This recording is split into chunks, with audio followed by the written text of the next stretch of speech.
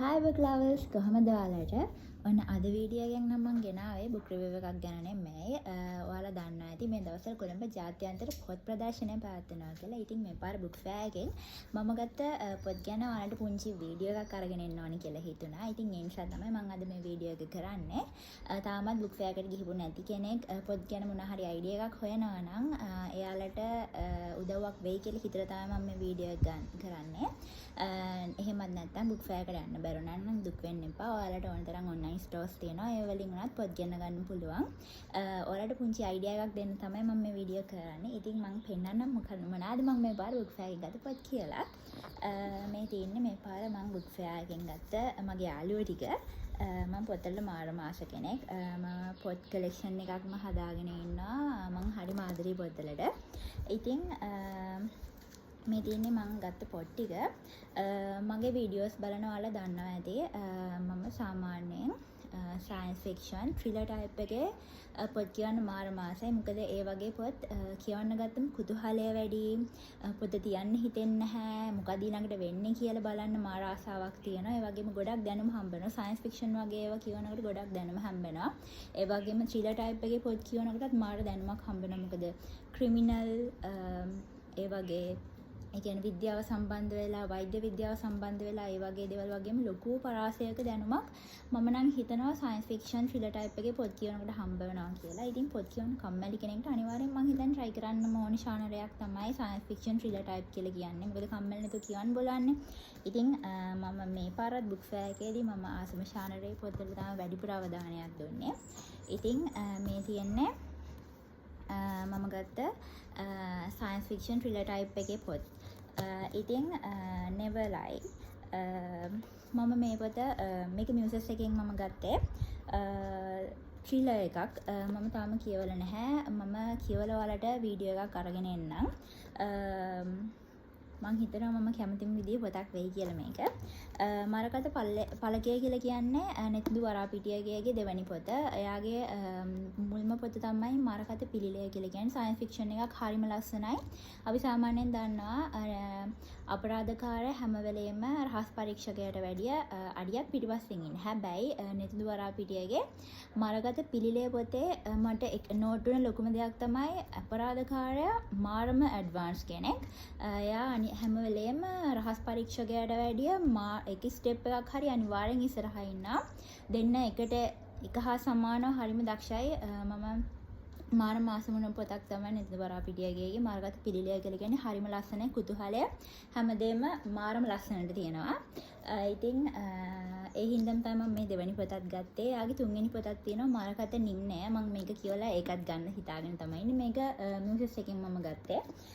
ඊට පස්සේ සර්ජන් මේ පොත මම මේ ඕතරගේ පොත් මම කවදාවත් කියවලා නැහැ. FB එකේ වීඩියෝ එකක් දැකලා තමයි මට මේක ගන්න ආස හිතුනේ. මම සාමාන්‍යයෙන් සීරියල් කිලර්ස්ලාගේ පොත් කියවන්න හරිම කැමතියි. දැනුමක් හම්බ වෙනවා.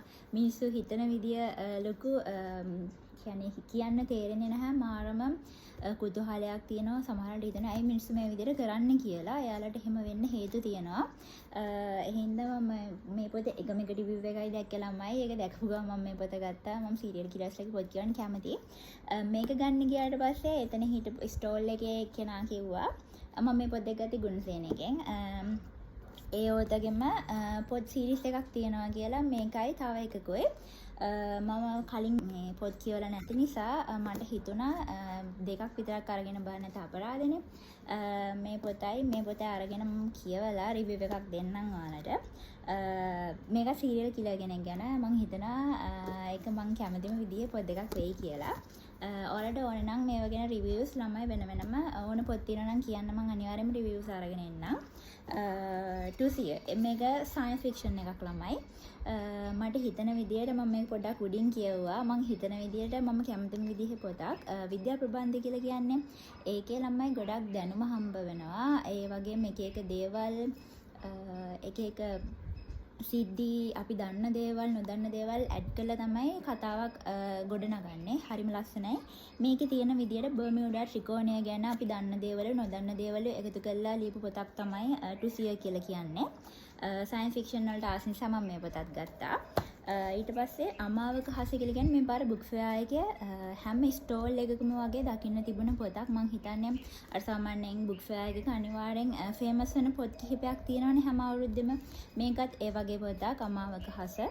හැම ස්ටෝල් එකකම තිබ්බේ වගේ මං Facebook එකේ දැක්ක මාරම විදියට කට්ටිය මේ පොත අරගෙන එක එක පෝස්ට් දාලා තියෙනවා. ඉතින් ඒ නිසා මමත් මේ පොත ගත්තා.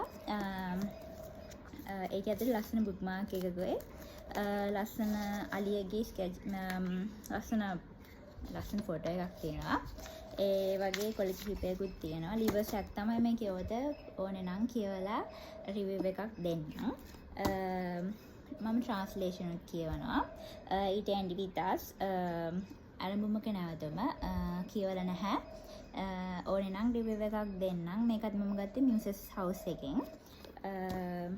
මම සාමාන්‍යයෙන් එකම විදිය පොත් නෙමෙයි කියන්නේ පරිවර්තන පොතත් කියවනවා, සයන්ස් ෆික්ෂන්, හොරර් ටයිප්, ත්‍රිලර් හැම පොතක්ම කියවනවා. ওই පොත් කියවන අතරතුරේ පොඩක් වෙනසකට වගේ අපිට එකම ශානරේ පොත් හැම නිතරම කියවන කම්මැලි හිතෙනවනේ. කියන්නේ පොතක වැරද්දක් නිසා නෙමෙයි. පොඩ අර මයින්ඩ් එකට වෙනසක් ඉල්ලනවනේ. ඒක සාමාන්‍ය මිනිස්සුන්ගේ හැටිනේ. ඉතින් ඒ නිසා මම මේ වෙලාවට කියවන නවල්සුත් ගන්නවා. මම එහෙම ලොකු නවල් ෆෑන් කෙනෙක් නෙමෙයි ළමයි. මම එහෙම ලොකුට මල් කතා වලට කැමති නැහැ. ඒ නිසා මම මේ පොත් දෙක ගත්තා. මම හිතනවා ඔයාලා නවල්ස් ගැන රිවිව් එකක් ඕන වෙන්නේ නැති. මොකද Facebook එකේ ඕන තරම් තියෙනවානේ. ඒ නිසා ඔයාලට මේ වලින් ඕන රිවිව්ස් මොන හරි තියෙනවා නම් කියන්න ළමයි. පහලින් කමෙන්ට් එකක් දාන්න. මම අනිවාර්යයෙන්ම රිවිව් එකක් ගේනවා. අනිවාර්යයෙන්ම මම අර සයන්ස් ෆික්ෂන් වලයි ත්‍රිලර් ටයිප් එකේ පොත් වලයි රිවිව් එකක් අනිවාර්යයෙන්ම ගේන්නම්. බුක් ෆෙයාර් එකට යන්න බැරුණා කියලා දුක් වෙන්න එපා. ඔයාලට ඔන්ලයින් ස්ටෝර් වලින් හරි පොත් ගෙන්න ගන්න පුළුවන්. මම ඔයාලට අයිඩියා එකක් ගන්න විතරයි මේ වීඩියෝ එක කරන්නේ. ඒ නිසා බුක් ෆෙයාර් යන්න බැරුණා නම් දුක් වෙන්න එපා. ඔයාලට පුළුවන් වුණ වෙලාවක නිදහසේ පොතක් ගෙන්නගෙන කියවන්න. ඉතින් මම මේ වීඩියෝ කරේ ඔයාලට පොතක් ගන්න අයිඩියා එකක් ගන්න විතරයි. ඉතින් මේ පොත් කියවලා රිවිව් එකක් අරගෙන රිවිව්ස් අරගෙන ඊළඟට වීඩියෝස් කරන්න මම හිතාගෙන ඉන්නවා. ඊළඟට ත්‍රිලර් ටයිප් එකේ පොත් කියන්නේ මොනවද, සයන්ස් ෆික්ෂන් කියන්නේ මොනවද කියලා ඔයාලට වීඩියෝ එකක් අරගෙන ඉන්න එක්ස්ප්ලেইন කරලා. මොකද සමහර අය දන්නේ නැහැ මොනවද මේ සයන්ස් ෆික්ෂන් කියනවා, ත්‍රිලර් ටයිප් කියනවා, මොනවද මේ කියන්නේ කියලා දන්නේ නැහැ. ඒ ගැන විස්තරාත්මක වීඩියෝ එකක් මම පොත්වලට මම කියපු පොත් වලින්ම වීඩියෝ එකක් අරගෙන එන්නම්. ඉතින් එහෙනම් ආයෙත් වීඩියෝ එකක් අරගෙන එනකන් ගිහින් එන්නම්. බයි.